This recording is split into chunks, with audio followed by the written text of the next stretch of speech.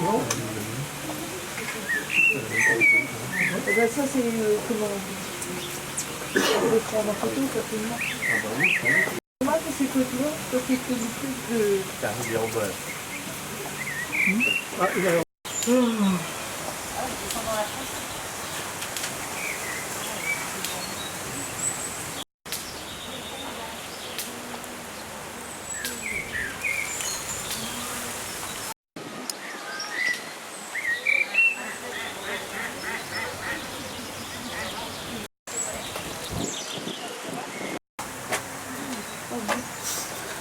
Zut.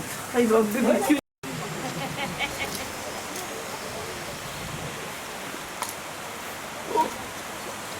pense que c'est petit là.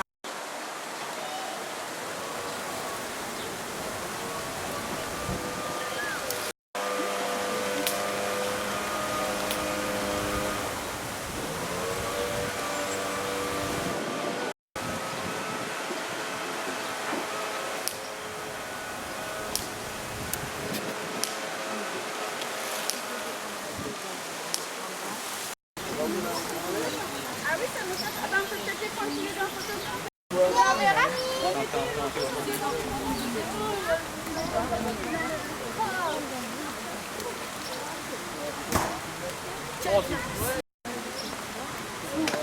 Bah ouais, c'est ce que j'ai fait. Eh bah oui.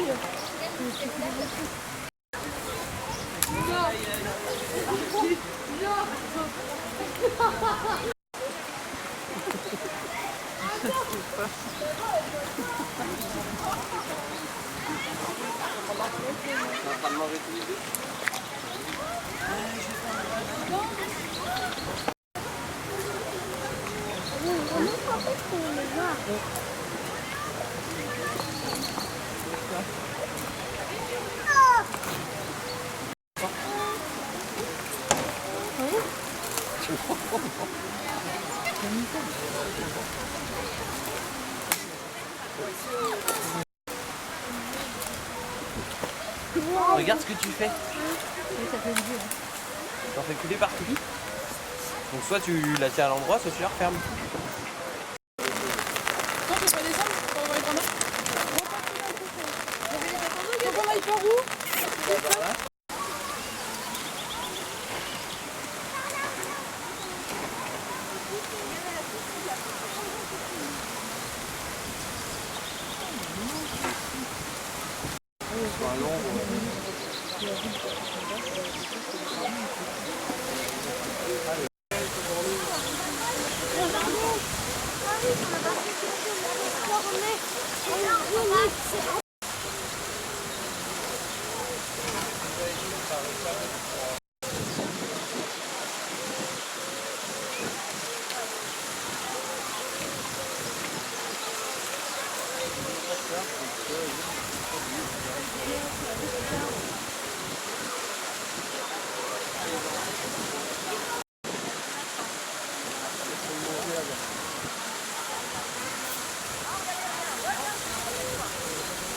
Le gros, il est où?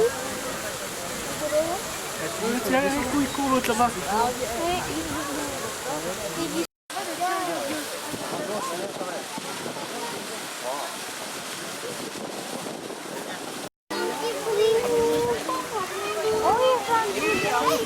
Messieurs, dames, bonjour pour certaines personnes et bienvenue sur les hauteurs de Chine. Structure de bois. Et il court. Il va aller embêter sa mère. Interaction entre la mère et le petit. 142 grammes à peu près, ce qui n'est pas étonnant pour un jeune panda. Et à l'heure actuelle, il est plutôt autour des 50 kilos. Vous voyez, il est limité. Et depuis qu'il a accès à cet enclos extérieur, il l'explore en long, en large, en travers. C'est un peu, il grimpe sur les structures, parfois dans des positions un peu particulières. Laissez la poussée. Donc les interactions, oui, sont encore nombreuses. Et également, il apprécie le bambou frais en général. Mais c'est pas étonnant, puisque le panda géant, sa principale ressource alimentaire, c'est le bambou. Il va manger dans son régime alimentaire mammifère, voire des insectes, ou même des carcasses s'il l'en trouve. Donc finalement, au niveau de son régime alimentaire, le panda géant, il est omnivore, mais avec une tendance herbivore. Dans l'éducation animale, on va rassembler des animaux qui ont des particularités physiques identiques, ou alors qui ont au niveau de leur génétique des ressemblances, mais on ne va pas se baser sur le régime alimentaire. Mais il y a pourtant un groupe qui s'appelle les carnivores. De la bouche, ce sont des molaires pointues. Voir dans ce qu'ils mangent, ils ne mangent pas essentiellement de la viande. On suppose donc qu'à un moment donné dans son évolution, le système digestif d'un carnivore. Il digère donc très mal la cellulose contenue dans le bambou. Il va donc passer beaucoup de temps à s'alimenter et en grande quantité. Un panda géant peut passer près de 4 manger. Donc si vous l'avez vu ce matin qu'il mangeait, vous repassez cet après-midi, il mange encore, c'est tout à fait normal. 5 kg de bambou par jour, mais là encore, si vous les voyez manger, ils trient énormément leur nourriture, ils ne mangent pas tout.